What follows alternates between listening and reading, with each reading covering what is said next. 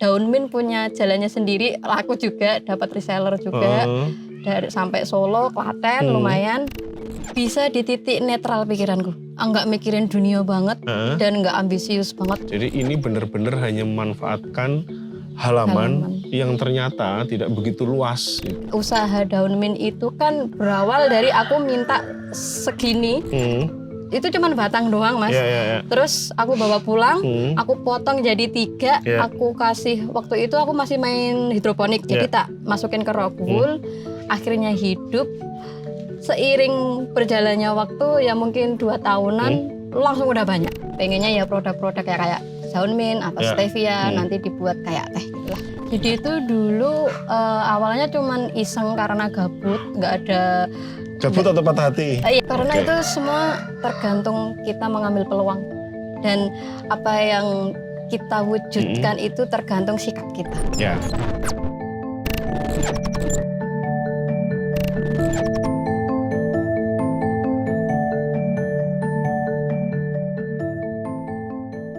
Bagaimana memanfaatkan halaman sempit jadi duit? Kita akan ngobrol dengan Elisa yang punya halaman tidak begitu luas, tapi dari halaman itu dia dapat cuan dari tanaman. Sobat Culture, bersama saya Agung PW di Culture Shock. Kali ini saya ngobrol dengan Elisa. Ini kucai. Iya, ini kucai. Kalau cara perbanyakannya gimana ya?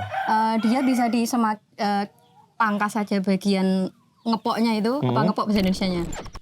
Pokok ya? Pangkal ya Mas, pangkal. Nanti dia akan semakin, trubusnya semakin banyak. Oke, jualnya berarti potongan ya? Bisa potongan, bisa per polybag kalau aku. Oh, kamu polybag? Aku lebih ke polybag. Polybag. Oh, tapi untuk perbanyakannya tadi dari kalau potongan? Perbanyakannya itu kalau potong untuk trubus itu untuk memperbanyak tunas. Tapi kalau mau memperbanyak indukan apa anak-anaknya itu bisa di kayak gini Mas. Misal nih ya. Aduh. Nah ini nih langsung dicepol aja. Diambil dipisah itu? Dipisah, nanti terus diambil per kayak gininya. Ini nanti terus disendiriin, kalau udah disendiriin nanti nunggu semingguan lah. Nanti semingguan nanti kita potong ujungnya. Kan udah sendiri-sendiri tuh. Potong ujungnya nanti lama-lama dia akan muncul tunas baru. Semakin banyak. Oke. Ini ya, terus kemudian ini yang daun mint yang bersejarah ini ya? Ini yang bersejarah. Ini awal mula Elisa itu mulai nanam sayur dari sebatang daun mint ya. Yang itu beli atau dikasih atau? Dikasih, minta sih lebih tepatnya izin minta, terus cuma dikasih segini. Seberapa coba kamu? Sekitar segini lah Mas. Udah tua nih. Ya segini lah.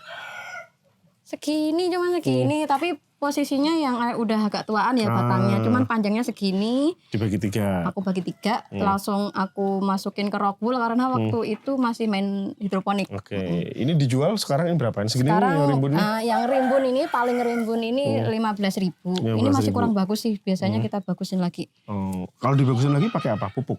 Kita pakai tanah, sekam bakar sama kompos yang kita buat dari dapur itu, atau pakai serintil atau teletong itulah Mas. Komposnya buat sendiri juga? Ngambil dari kandang le. Oh. Terus ini tadi aku sempet tanya ya, terate ya. Ternyata ini harganya cukup mahal segini ya? Iya, cukup mahal, 50.000-an. 50.000 dan cukup laris ya? Lumayan banyak Mas. Ini juga nggak sengaja, ini juga belinya itu dulu masku, calonku itu cuman iseng ngasih satu karena ada bunganya bagus daripada ngasih bunga. Mendingan aku dikasih yang hidup aja gitu. Iya. Terus karena ini kan aku orangnya gatel gitu ya, kalau punya anak-anakan dibanyakin sampai sebanyak ini tak jual lah. Kebanyakan nggak punya tempat. Iya, ini dikasih ikan juga ya? Ikan, karena nanti kalau nggak dikasih ikan jentik-jentik. Oh, untuk jentik-jentik. Terus ini jambu kristal. Kelihatannya ada yang matang ya? Ada yang matang ini. Ini matang Mas Agung yang tinggi. Oke. Ini boleh ya aku ya? Boleh. Ini sengaja kok Mas. Oh, sengaja. Sengaja itu. Ini yang matang yang ini? Kabeh telur sisan. Ini yang matang semua? Iya matang ini masuk serius? Serius. Ini nggak apa? Dipatahkan? Dipatah ya. Semakin dipatah semakin terubus bagus.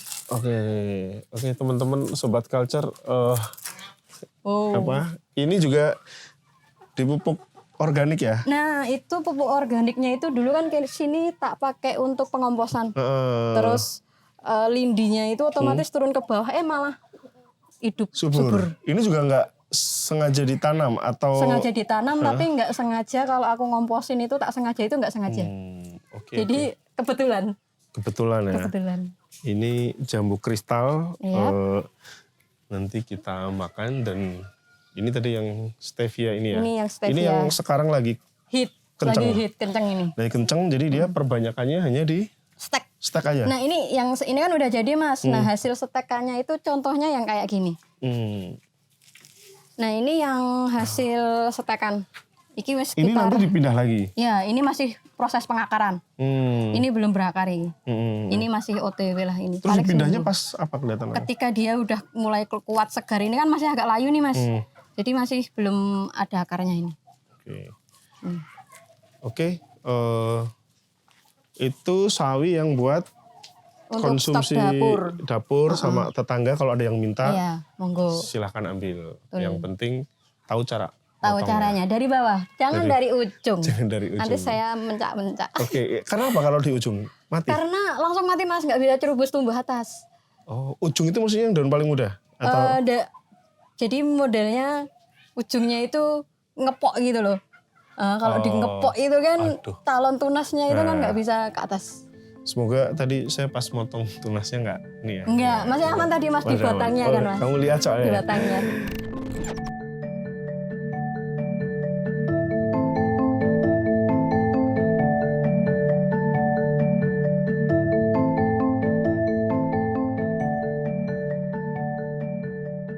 Elisa, teman lama ya? Lama banget. Lama banget. Waktu dia masih SMA dan saya masih SMA. Enggak Mas. Elisa ini saya kenal sebagai orang yang sangat konsisten dalam hal berkebun, terutama memanfaatkan halaman. Ya, dia sering posting di Facebook dari tahun 2006 ya? 16. Ya, 2016. Ya, sampai sekarang dari yang hanya hobi sampai kemudian jualan. Dan salut saya adalah dia ternyata memanfaatkan hanya halaman saja ya. Iya, halaman rumah aja. Hanya halaman rumah saja. Nah, kita ingin lebih tahu bagaimana dia kemudian memanfaatkan halaman rumah untuk kemudian menanam berbagai jenis tanaman. Sebelum bercerita awal mula, ada tanaman apa saja sekarang, El? Sekarang itu ada stevia, daun mint, kucai, kemudian ada sayur bayung, sawi, teratai, salam, kates, terus apa sih itu? Tomat. Kok Didit, ada daun salam juga? Ada salam, terus bawang merah, loncang, terus apa lagi? Udah sih, cuman itu. Itu yang wortel sama lobak merah putih. Lobak merah putih. Itu dijual semua? Yang dijual itu spesialisnya saat ini baru stevia, daun mint, kucai, sama apa itu? Ini, salam. Daun salam. Ini stevia. Ini stevia. Ini stevia. Harganya berapa ini? Kalau yang kayak gini 5.000-an. Ini 5.000. Kalau yang rimbun kayak di sana itu? 15. Sama daun mint ya? Daun mint rata-rata dijual berapa? 15-an. 15.000-an. Itu rata-rata terjual sampai berapa dalam sebulan? Sebulan kira-kira kalau 12 kali 3 ya sekitar 30 sampai 40 polybag. 30-40 polybag ya? Ya itu kalau lancar. Tergantung dari resellernya juga. Ada reseller juga? Ada. Cuman yang aktif sekarang itu 3. Yang udah nggak aktif lali. Itu ini gara-gara pandemi katanya. Iya, gara-gara corona. Dia cerita dulu memang punya reseller bahkan sampai Solo. Iya. Tapi ini bukan pekerjaan utamanya kawan-kawan. Jadi ini benar-benar hanya memanfaatkan halaman yang ternyata tidak begitu luas itu. Nah, dulu awal mula kamu kemudian kepikiran nanam berbagai jenis sayuran itu gimana, El? Jadi itu dulu awalnya cuman iseng karena gabut, nggak ada. Gabut atau patah hati? Iya itulah patah hati. Ojo terang-terangan. Oke. Terus ya patah hati gitu kan. Terus kayaknya butuh sesuatu hal yang baru, butuh kesibukan gitu ya. Karena kalau stres itu jangan dinikmati, tapi kita harus melawan diri sendiri. Terus iseng di belakang rumahku itu kan dulu lekku pelihara ikan lele. Kemudian airnya tuh sering dibuang ke kebun pisang. Kok kebun pisangnya itu pohonnya subur-subur. Aku tuh mikir, kenapa ya kok subur ya gitu.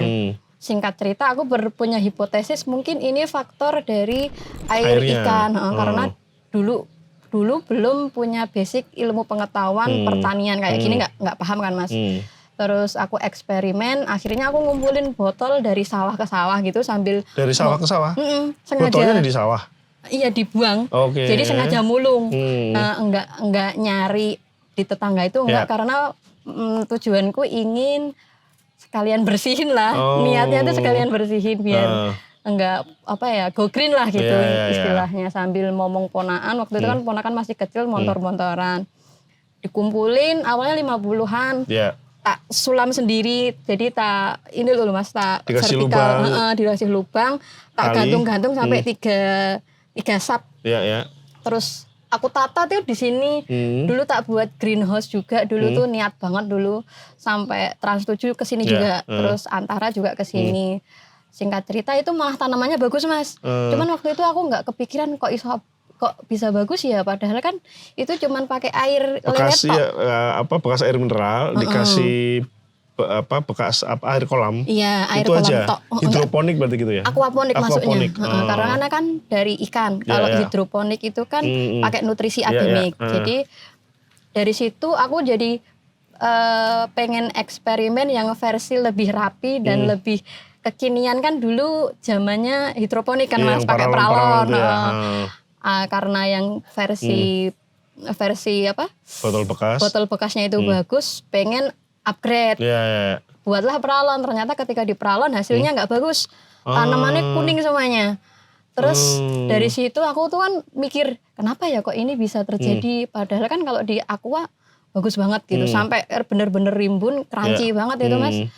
Terus singkat cerita, aku menemukan hipotesis bahwasanya karena ketika kita naruh air kolam ikan lele itu di aqua, itu kan diem. Air mineral itu ya. Di air mineral itu kan diem, jadi dia terfermentasi langsung kan ketutup sama tutup botol yang untuk naruh tanamannya itu. Jadi terfermentasi di situ.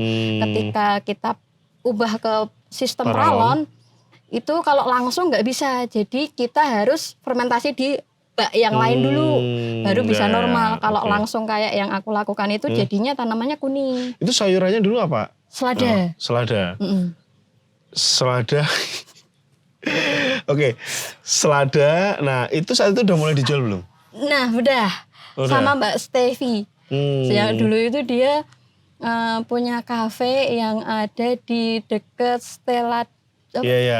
Letusi kalau nggak salah. Di situ. Dibeli di situ sama pembeli orang, aku jualannya di marketplace Facebook, itu nggak kenal aku. Dia itu setiap beli itu 1 dus sarimi itu Mas, diborong. Nah dia itu dokter puskesmas, kerja di puskesmas gitu. Nah sebelum dijual nih, kamu kan buat aquaponik itulah. Itu kemudian kepikiran untuk dijual karena apa? Karena tahu ada nilai ekonominya atau udah bosen nih di rumah makan selada terus itu? Sebenarnya karena di rumah kebanyakan Mas. Terus dijual di pasar. Karena di kampung, di pasar itu nggak laku, jadi tontonan. Ini kembang opo gitu. Zaman dulu kan belum kenal kan Mas. Nggak kayak sekarang, kalau sekarang udah kenal masyarakat sini. Iya, padahal kan jenis sayur mahal kan ya? Kan kayak bunga Mas.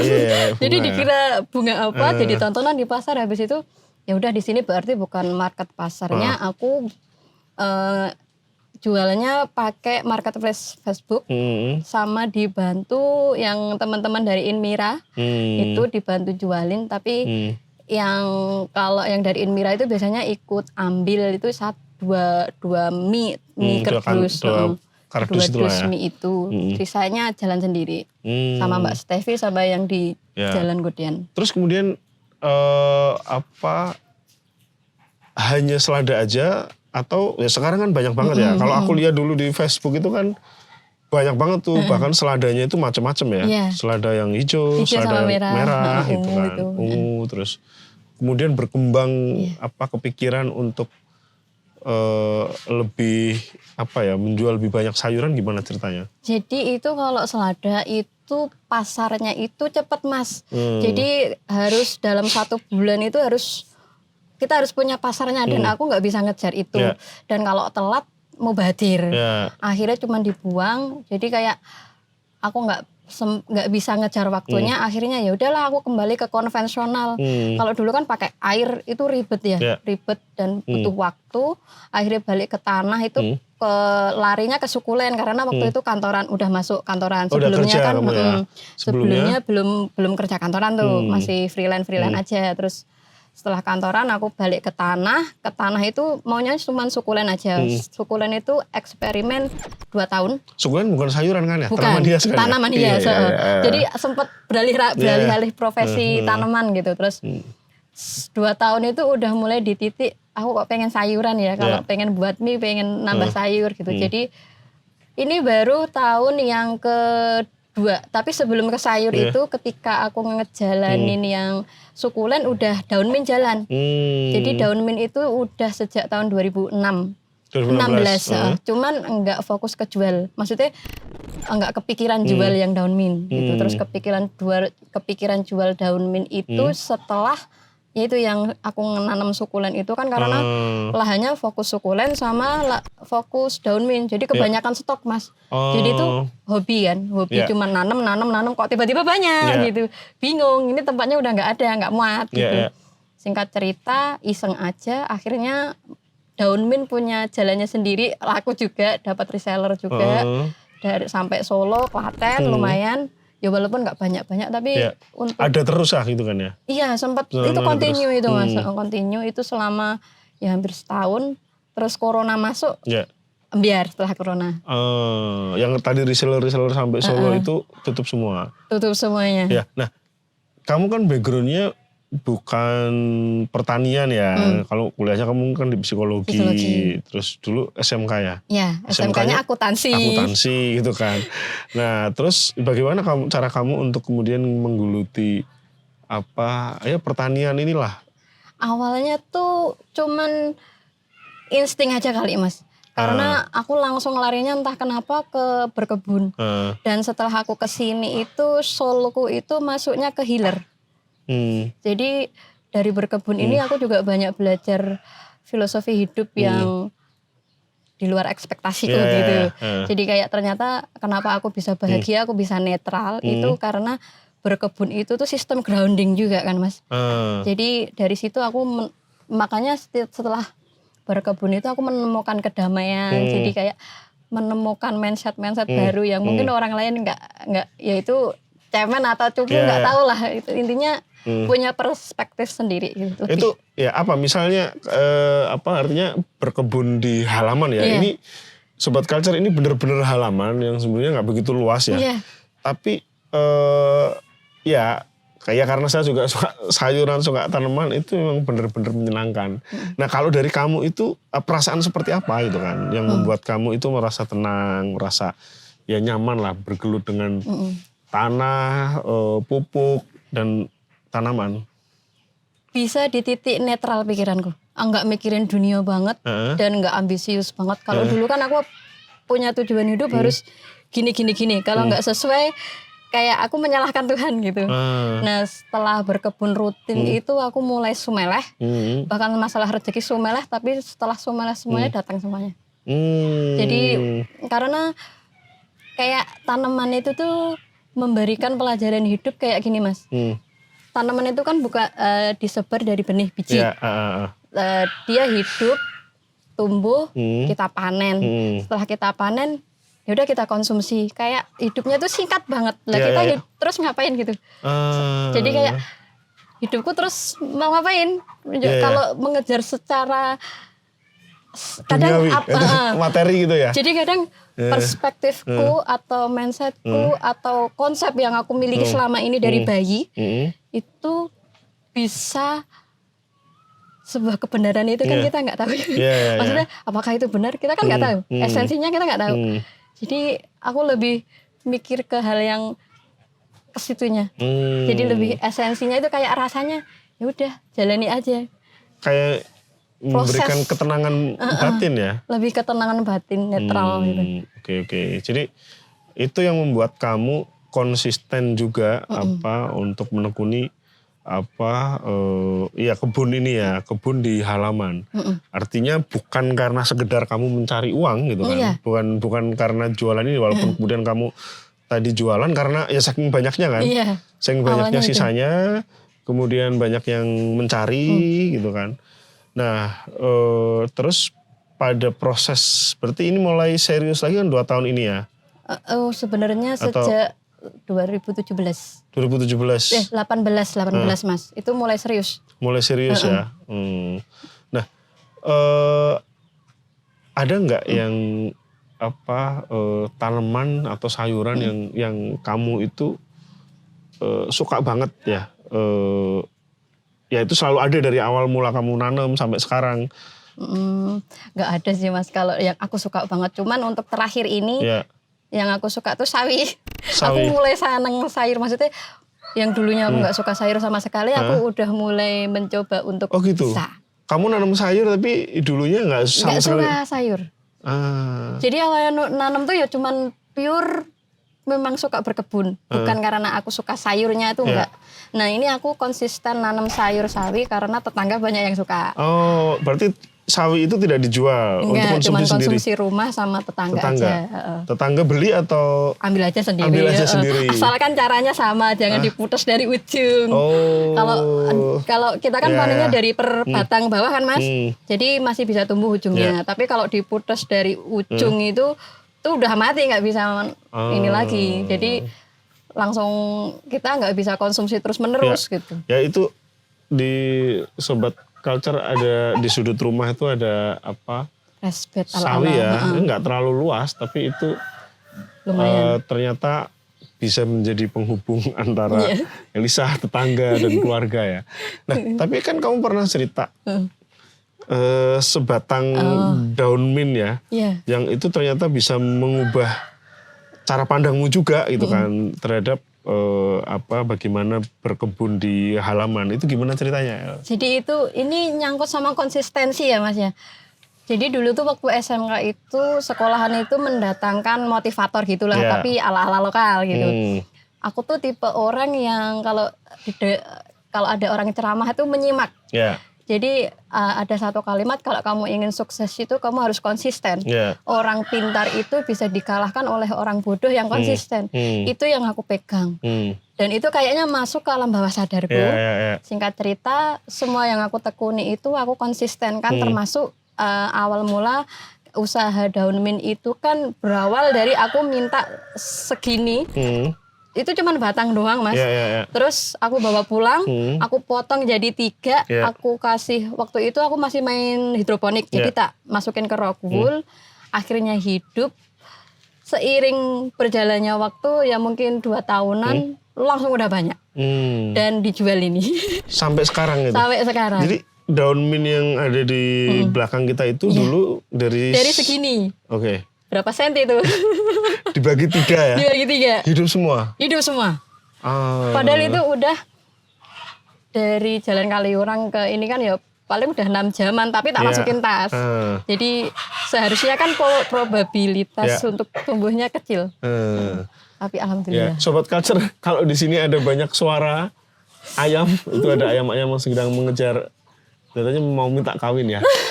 Jangan heran ya, karena ini memang di perkampungan, yang tengah-tengah perkampungan, yang ya tadi itu saya cukup kaget Elisa bisa memanfaatkan lahan yang nggak begitu luas. Nah tadi kembali ke soal tanaman-tanaman yang dijual. Jadi kamu menjualnya lewat apa ini?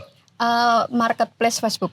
Marketplace Facebook? Iya. Semua? Semuanya masih ke situ, fokus ke situ dulu. Belum berani iklan karena belum berani. Ini aja logikanya kalau diambil 50, besoknya lagi aku nggak ada ruang lagi kan Mas, maksudnya butuh waktu kan. Harus ngestok ya? Harus ngestok, jadi aku mikirin itu, jadi aku masih fokus ke satu dulu, belum berani ke marketplace yang lain-lain, belum berani. Itu kamu paketkan atau harus? Masih area di Jogja atau sekitar dekat sini, kebetulan di sini kan perbatasan Sleman sama Klaten, deket lah sama Klaten, jadi ya selama masih terjangkau tak anterin. Masih tak anterin. Tapi ada nggak yang pesan dari luar kota sebenarnya? Ada. Nah kemarin itu ada yang dari Solo ngambil 50, akhir bulan besok ngambil lagi. Berarti kalaupun ada yang dari luar kota, sementara yang deket-deket, ya tidak bisa dikirimkan ya, kecuali mereka datang sini. Ya. Berarti yang dari Solo datang ke sini? Datang ke sini. Pakai pick up. Pakai pick up. Itu bawa yang apa? Yang stevia. Yang stevia. Stevia ini teman-teman pemanis alami ya, yang dia nggak perlu nggak perlu gula, dia udah gula manis ya, karena dia udah alami. Manis ya. Jadi paling banyak sekarang ini yang stevia sama daun mint masih. Sama daun mint. Cafe itu ecer tapi lumayan permintaannya lumayan. Nah ini karena teman-teman semua sayuran yang ditanam oleh Elisa di sini adalah hidroponik. Jadi itu kemudian banyak yang suka ya tadi, mau ada kafe, ada restoran, walaupun dia nggak banyak, tapi mereka ambil di sini karena itu salah satunya ya. Iya, dan karena nganterin. Orang kan lebih seneng dianterin daripada ngambil. Gitu. Oke. Nah, ini rencananya ke depan akan kamu bawa kemana nih berkebun di halaman ini? Sebenarnya punya ide gila sih Mas, tapi cerita lah. Nggak apa-apa, siapa tahu nanti ada investor. Jadi ada kedepannya itu ada. Nah ini kan kebunnya itu kebun Iru Ocha. Kebun Iru Ocha itu sebenarnya dibuatnya dari pengennya nama produk. Cuman sekarang masih belum, cuman ide gila dulu aja. Pengennya ya produk-produk kayak daun mint atau stevia, nanti dibuat kayak teh gitulah. Itu masih sini. Ide yang sangat mungkin diwujudkan ya. Jadi teman-teman, Elisa ini pekerjaan utamanya sebenarnya penulis gitu kan. Terus dia juga punya usaha juga di luar ini, tapi manfaatkan kebun ini. Jadi itu di stok foto yang udah gajian ya. Udah, alhamdulillah. Ya semoga dengan dolar tinggi gajinya tinggi ya. Amin. Jadi teman-teman dengan berkebun di halaman itu bukan sekedar hanya tadi itu ya, memenuhi kebutuhan keluarga, bisa dijual, tapi passive income ya? Iya, karena itu semua tergantung kita mengambil peluang. Dan apa yang kita wujudkan itu tergantung sikap kita. Ya, kebun Iru Ocha itu ada di Instagram ada, kalau di Facebook itu namaku sih Irukawa Elisa. Dan itu di daerah Piungan ya? Iya, Piungan. Ini masuk Bantul ya? Masuk Bantul, perbatasan. Bantul, ya. Belakang Sleman. Bantul, Sleman, Klaten. Gunung Kidul. Gunung Kidul ya. Oke, Sobat Culture, kita akhiri sampai di sini, sampai ketemu lagi di Culture Shock selanjutnya.